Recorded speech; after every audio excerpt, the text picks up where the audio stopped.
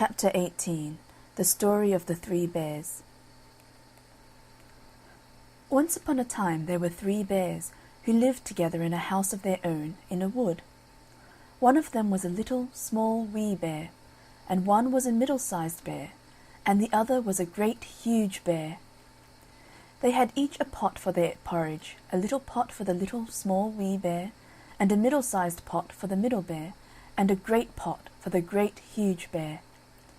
And they had each a chair to sit in, a little chair for the little, small, wee bear, and a middle-sized chair for the middle bear, and a great chair for the great, huge bear.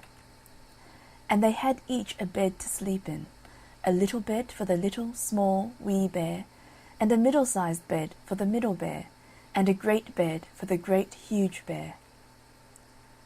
One day, after they had made the porridge for their breakfast and poured it into their porridge pots, they walked out into the wood while the porridge was cooling, that they might not burn their mouths by beginning too soon to eat it. And while they were walking, a little old woman came to the house. She could not have been a good, honest old woman, for first she looked in at the window, and then she peeped in at the keyhole, and seeing nobody in the house, she lifted the latch. The door was not fastened, because the bears were good bears, who did nobody any harm, and never suspected that anybody would harm them. So the little old woman opened the door and went in, and well pleased she was when she saw the porridge on the table. If she had been a good little old woman, she would have waited till the bears came home, and then perhaps they would have asked her to breakfast, for they were good bears, a little rough or so, as the manner of bears is, but for all that very good-natured and hospitable. But she was an impudent, bad old woman, and set about helping herself. So first she tasted the porridge of the great huge bear, and that was too hot for her, and she said a bad word about that. And then she tasted the porridge of the middle bear, and that was too cold for her, and she said a bad word about that too. And then she went to the porridge of the little, small, wee bear, and tasted that, and that was neither too hot nor too cold, but just right. And she liked it so well that she ate it all up. But the naughty old woman said a bad word about the little porridge pot, because it did not hold enough for her. Then the little old woman sat down in the chair of the great huge bear, and that was too hard for her. And then she sat down in the chair of the middle bear, and that was too soft for her. And then she sat down in the chair of the little, small, wee bear, and that was neither too hard nor too soft, but just right. So she seated herself in it, and there she sat till the bottom of the chair came out, and down she came plump upon the ground. And the naughty old woman said a wicked word about that too. Then the little old woman went upstairs into the bedchamber in which the 3 bears slept. At first she lay down upon the bed of the great huge bear, but that was too high at the head for her. And next she lay down upon the bed of the middle bear, and that was too high at the foot for her. And then she lay down upon the bed of the little, small, wee bear, and that was neither too high at the head nor at the foot, but just right. So she covered herself up comfortably and lay there till she fell fast asleep. By this time the 3 bears thought their porridge would be cool enough, so they came home to breakfast. Now the little old woman had left the spoon of the great huge bear standing in his porridge. "Somebody has been at my porridge," said the great huge bear in his great, rough, gruff voice. And when the middle bear looked at his, he saw that the spoon was standing in it too. They were wooden spoons. If they had been silver ones, the naughty old woman would have put them in her pocket. "Somebody has been at my porridge," said the middle bear in his middle voice. Then the little, small, wee bear looked at his, and there was the spoon in the porridge pot, but the porridge was all gone.